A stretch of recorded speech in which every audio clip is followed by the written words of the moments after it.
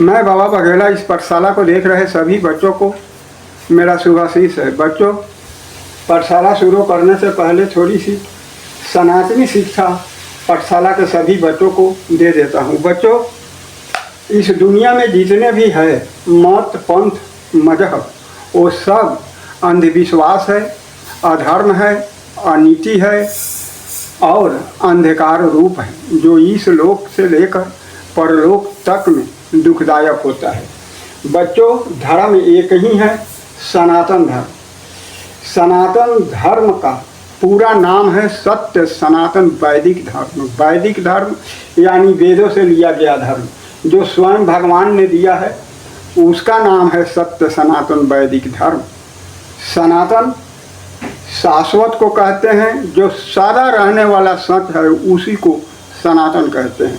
सनातन अजय है, अमीट है, अखंड है, अटूट है, अभेद है। सनातन एक प्रकाश है, रोशनी है, ज्योति है, जो जीवन को जगमगा देता है। सनातन पूर्ण रूप से विज्ञान है।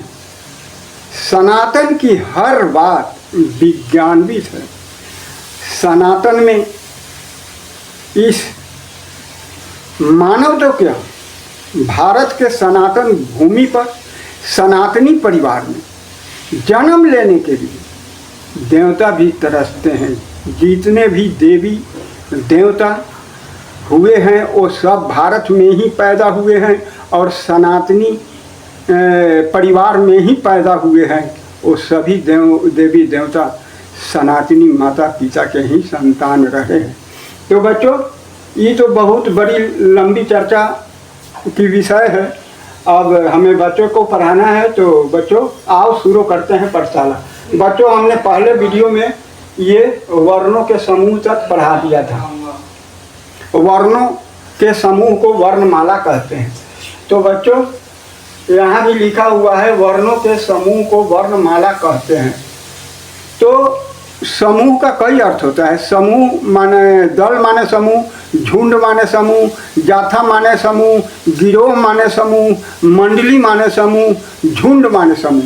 कोई अगर पूछ दे कि वर्णों के दल को क्या कहते हैं, तो वर्णों के दल को वर्णमाला कहते हैं।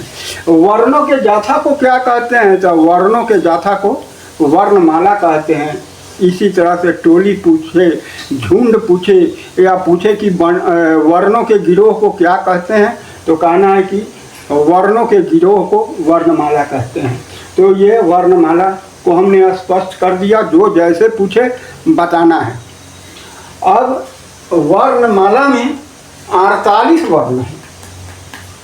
वर्णमाला में 48 वर्ण है, जो इस प्रकार है। स्वर अ, आ, ई, उ, री, ए, ओ, औ। ये 11 स्वर है।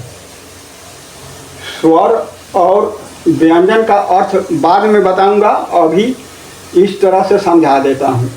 इस ई में ऊ में अंतर है, ये भी बाद में बताऊंगा। अभी एक बार में सब बताऊंगा तो समझ में नहीं आएगा, तो इसलिए मैं उसको बाद में बताऊंगा। तो अभी ये स्वर कहलाते हैं।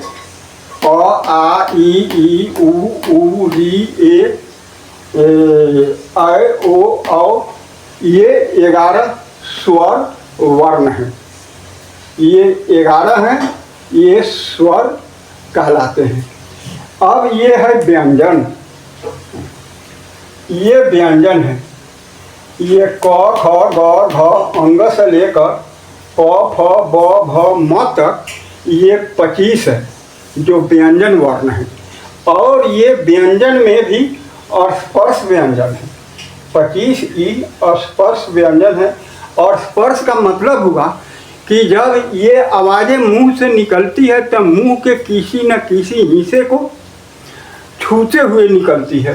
तालू, मूर्धा, दांत, होठ को छूते हुए ये आवाज़ें निकलती है। 25 जो है ये व्यंजन और स्पर्श व्यंजन कहलाता है। ये मुंह के किसी न किसी हिस्से को छूते हुए निकलती है, इसलिए इसको स्पर्श व्यंजन कहा जाता है। और ये है अंतस्थ। अंतस्थ का मतलब है य र ल व, ये 4 है। अंतस्थ का मतलब है थोड़ा अंदर से ये निकलती है, ये थोड़ा गहराई से निकलती है। तो जो ये आवाज़ें निकलती है, बाकी ये सब जो आवाज़ें निकलती है उससे थोड़ा अधिक गहराई से ये निकलती है। तो गहराई से निकलती है, इसीलिए इसको अंतस्थ व्यंजन कहते हैं, जो थोड़ा अंदर से निकलती है आवाज़ें। और ये ऊष्म है। ऊष्म का अर्थ होता है गर्म। तो इसमें है स स स अ, तालाबे स मूर्धन्य स दंत सह।